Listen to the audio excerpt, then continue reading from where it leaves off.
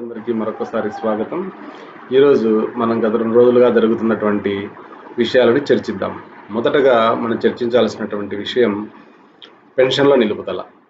అయితే ఈ పెన్షన్ల నిలుపుదల కార్యక్రమం అనేటువంటిది ఎప్పుడైతే కోర్టు ద్వారా వెళ్ళి ఆపించడం జరిగిందో అప్పటి నుంచి చంద్రబాబు నాయుడు మెడకు చుట్టుకుందేమో అని చెప్పి టీడీపీ శ్రేణులు భయపడుతున్నాయి. దానికి తగ్గట్టే చంద్రబాబు నాయుడు నానా హైరాణ పడుతున్నాడు. అసలు మాకేం సంబంధం లేదనో, లేకపోతే జగన్మోహన్ రెడ్డి వేరే వాడికి డబ్బులు మళ్లించి పెన్షన్లు ఇవ్వలేకపోతున్నాడని చెప్పడము, ఇట్లాంటి పనికిమాలిన అడ్డగోలు వాదనలు చేసి తనకు తానుగా జనాల్లో పలుచనవడమే కాకుండా చులకన కూడా చేసుకుంటున్నాడు. ఎందుకంటే ఇదే విషయాన్ని రాజమండ్రి టీడీపీ అభ్యర్థి మాట్లాడుతూ, మీడియా ముఖంగానే మాట్లాడుతూ ఆయన చెప్పింది ఏంటంటే, చంద్రబాబు నాయుడుకి తెలిసే నిమ్మగడ్డ రమేష్ ద్వారా కోర్టులో కేసు వేయించి మేము పెన్షన్లను ఆపించాము అని చెప్పి ఆయన కుండ బద్దలు కొట్టినట్లు చాలా గర్వంగా కాలరెగరేసి మరీ చెప్తున్నాడు. అంతేకాకుండా ఇవాళ పెన్షన్లని అందుకుంటున్న ఏ ఒక్కళ్ళని కదిలించినా కూడా చంద్రబాబు నాయుడు వల్లే పెన్షన్ రావటం లేదు, టీడీపీ వాళ్ళు పెన్షన్లు ఇవ్వకుండా కోర్టు ద్వారా అడ్డుపడ్డారు అనే మెసేజ్ చాలా క్లియర్గా జనాల్లోకి వెళ్ళిపోయింది. కాబట్టి చంద్రబాబు నాయుడు ఇప్పుడు ఇది నాకేం సంబంధం లేదు, జగన్ చేతగానితనమని ఎంత మొత్తుకున్నా ఏం ప్రయోజనం లేదు. ఆల్రెడీ వెళ్లాల్సిన మెసేజ్ చేరాల్సిన వాళ్ళకి చాలా క్లియర్గా చాలా స్పష్టంగా చేరిపోయింది. ఎప్పుడైతే అసలు చంద్రబాబు నాయుడు ఇట్లాంటి సమయంలో ఏదో పెన్షన్ ఇస్తే ఆ రోజుకి డబ్బులు తీసుకొని జోబులో పెట్టుకునేవాళ్ళు, దాని గురించి ఆలోచించేవాడు లేడు. అట్లాంటి విషయాన్ని చంద్రబాబు నాయుడు దాన్ని గిల్లి అందరికీ గుర్తొచ్చేలాగా చేశాడు. ఇప్పుడు ఏం చేసినా కూడా ఉపయోగం లేదు. జరగాల్సిన డ్యామేజ్ టీడీపీకి ఆల్రెడీ జరిగిపోయింది.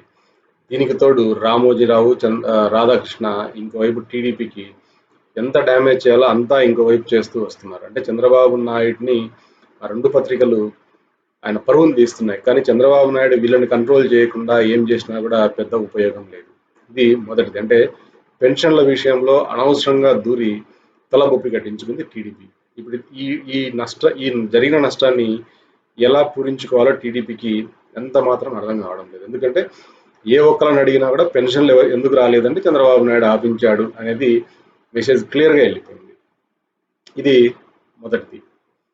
ఇక రెండవది తీసుకున్నట్లయితే ఏంటంటే, నిన్న చింతకాయల అయ్యన్న పాత్రుడు మాట్లాడుతూ ఏం పెన్షన్లు తీసుకోవడానికి సచివాలయానికి ఎందుకు రాలేరు, ఆ పెన్షన్ తీసుకున్న వాళ్ళే 400 కూలీకి రోజంతా ఎండలో నిల్చొని ఉదయం 10 గంటల నుండి సాయంత్రం 5 గంటల వరకు పనిచేస్తున్నారు కదా, అట్లాంటిది 15 నిమిషాలు సచివాలయానికి వచ్చి పెన్షన్ తీసుకోలేరా అని ఆయన చాలా ఘాటుగా ప్రశ్నిస్తున్నారు. అయ్యా చింతకాయల అయ్యన్న పాత్రుడు గారు, 60 ఏళ్లకు పైబడిన వాళ్ళు పెన్షన్ తీసుకుంటున్నారు, వికలాంగులు పెన్షన్ తీసుకుంటున్నారు.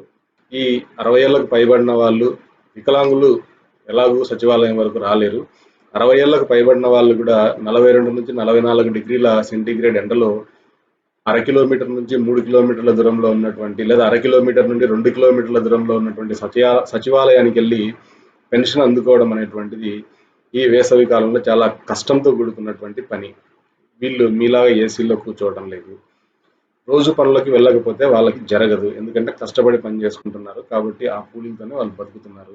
ఈ పెన్షన్ అనేటువంటిది ఆసరాకు పనికి వచ్చేటట్టే కానీ ఈ పెన్షన్ మీదే ఆధారపడి ఎవరు బ్రతకలేరు. అది మీరు మొదటగా గుర్తించాలి. సో మీకు నోటి దొరద చాలా ఎక్కువ, అది అందరికీ తెలిసిందే. చింతకాయల విజయ్ అంటే మీ సుపుత్రుడు ప్రజారాజ్యం పార్టీ పెట్టిన మొదట్లో చిరంజీవి పైన కూడా ఇలానే అవాకులు చవాకులు పేలటం జరిగింది. అప్పటి నుంచి ఇప్పటి వరకు తండ్రి కొడుకులు ఇద్దరు అవాకులు చవాకులు పేలుతూనే ఉన్నారు. మీరు నోరుని కంట్రోల్ పెట్టుకోండి. మీరు చేసే చేష్టల వల్ల టీడీపీకి జరగాల్సిన నష్టం జరుగుతూనే ఉంది. ఇక మూడవది మనం ఆలోచించినట్లయితే లోకేష్. ఈ లోకేష్ జనాల్లోకి రావటం అనేటువంటిది పెద్ద గొడ్డలి పెట్టలాగా తయారైపోయింది. అంటే ఈయన నోరు తెరిస్తే టీడీపీకి డ్యామేజ్ జరుగుతూ ఉంది. నిన్న మాట్లాడుతూ మా పార్టీ అధికారంలోకి వస్తే పెన్షన్లను మా కార్పొరేటర్ల ద్వారా అందిస్తాం, మేం చెప్పిన వాళ్ళకు మాత్రమే, మాకు నచ్చిన వాళ్ళకు మాత్రమే పెన్షన్ ఇస్తాం అని చాలా ఆవేశంగా ఈయన మీడియా ముందు మాట్లాడడం జరిగింది. అది సోషల్ మీడియాలో బాగా వైరల్ అవుతుంది. అంటే ఇప్పుడు లోకేష్ ఏం చెప్పదలుచుకున్నాడంటే వైసీపీ కార్యకర్తలకి పెన్షన్లు అంటే ఇండైరెక్ట్గా ఇవ్వమని, మాకు ఓటేసిన వాడికి లేదా మాకు నచ్చిన వాడికి పెన్షన్ ఇస్తామనే మెసేజ్ని చాలా బలంగా పంపించాడు. ఇది ఎలక్షన్స్ ముందు ఎట్లాంటి ప్రభావం చూపిస్తుంది అనే మినిమం సెన్స్ లోకేష్కి లోకపోవటం చాలా దురదృష్టకరమైన విషయం. సో అలాగే లోకేష్ తరచుగా మాట్లాడుతూ ఎర్ర బుక్, రెడ్ బుక్, ఈ రెడ్ బుక్లో అన్ని నోట్ చేసుకున్నాను, ఏ ఒక్కరిని వదిలిపెట్టను అంటే ఒక రకమైనటువంటి బెదిరింపులకి లోకేష్ దిగుతున్నాడు. ఒకవేళ లోకేష్ పార్టీ ఓడిపోయి వేరే పార్టీ అధికారంలోకి వస్తే అప్పుడు లోకేష్ పరిస్థితి ఏంటి? కాబట్టి రాజకీయాల్లో ఎప్పుడు మనం చెప్పినట్టే వినాలనే రూల్ ఏం లేదు. మీరు ఇప్పటికైనా గమనించండి, కేసీఆర్ అందరినీ బెదిరించి తన పార్టీలోకి లాక్కున్నాడు. ఇవాళ కాంగ్రెస్ అధికారంలోకి వస్తే అదే కేసీఆర్ని అందరూ తుప్పుకుని ఉమ్మేసి అందరూ కాంగ్రెస్లోకి చేరుతున్నారు. కాబట్టి అధికారం ఎక్కడుంటే అక్కడికి నాయకులు వెళ్ళడం అనేటువంటి చాలా సహజమైనటువంటి విషయం. బెల్లం ఎక్కడుందో చీమలు అక్కడికి వెళ్తాయి. లోకేష్, నీకు అది తెలియకుండా పిచ్చోళ్ళలాగా మాట్లాడితే నువ్వు మీ నాన్నకి చాలా డ్యామేజ్ చేయడం జరుగుతుంది. కాబట్టి చంద్రబాబు నాయుడికి ప్రధానంగా 3 విషయాలు దృష్టిలో పెట్టుకొని ఎలక్షన్స్కి వెళ్తే మంచిది. ఆల్రెడీ జరగాల్సినటువంటి డ్యామేజ్ జరిగిపోయింది. ఇప్పుడు కూడా మీకు లోకేష్ రూపంలోనూ, రాధాకృష్ణ రూపంలోనూ, అలాగే మీ కులగురువు లేకపోతే మీ గురువు రామోజీరావు పేపర్ని మీరు కంట్రోల్లో పెడితే చాలా మంచిది. ఈ మూడింటి వల్ల, అంటే ఈ ఆంధ్రజ్యోతి లేకపోతే టీవీ5 లేకపోతే ఈనాడు పేపర్ వల్ల మీకు చాలా డ్యామేజ్ జరుగుతుంది. అది మీరు సరిగ్గా గుర్తించడం లేదు. అలాగే పవన్ కళ్యాణ్ ఇంకో మీటింగ్లో మాట్లాడుతూ పిఠాపురంలో దయచేసి నన్ను గెలిపించండి అని, అంటే ఈయన తన చేతగాని తనాన్ని చాలా నిస్సిగ్గుగా బయట పెట్టుకుంటున్నాడు. అంటే అక్కడ ఉన్నటువంటి వర్మ ఇంటికి వెళ్ళిపోయి మీ చేతుల్లో పెడుతున్నా నా గెలుపు, మీరు నన్ను గెలిపించాలి అంటే నా వల్ల కాదు, మీరు గెలిపిస్తే నేను ఎమ్మెల్యేని అవుతాను అని చెప్పేసి చాలా, అంటే నా చేత కాదు, మీరు గెలిపిస్తే నేను అసెంబ్లీకి వెళ్తాను లేకపోతే ఇంట్లో ఉంటాను అన్నంత కామన్గా ఆయన అక్కడ చెప్తున్నాడు. ఆయన ఎంత మాత్రం జనాల్లో లేదా కార్యకర్తల్లో స్ఫూర్తిని రగిలించేటువంటి ప్రసంగం చేయలేకపోతున్నారు. దీన్ని బట్టి అర్థమైంది ఏంటంటే అక్కడ పవన్ కళ్యాణ్కి సీన్ సితార్ అవుతుంది అనేటువంటిది చాలా క్లియర్గా అర్థమవుతుంది. మళ్ళీ ఇప్పటికిప్పుడేమో నాకు జ్వరం వస్తుంది, 2 రోజులు నేను ఎట్లాంటి సభల్లో పాల్గొనను అని చెప్పి చెప్పడం జరుగుతుంది. 75 ఏళ్ల వయసులో చంద్రబాబు నాయుడు గారే చాలా ఉత్సాహంగా సభల్లో పాల్గొంటూ ఆంధ్ర రాష్ట్రం అంతా పర్యటిస్తుంటే, యువకుడు, యువనాయకుడు లేకపోతే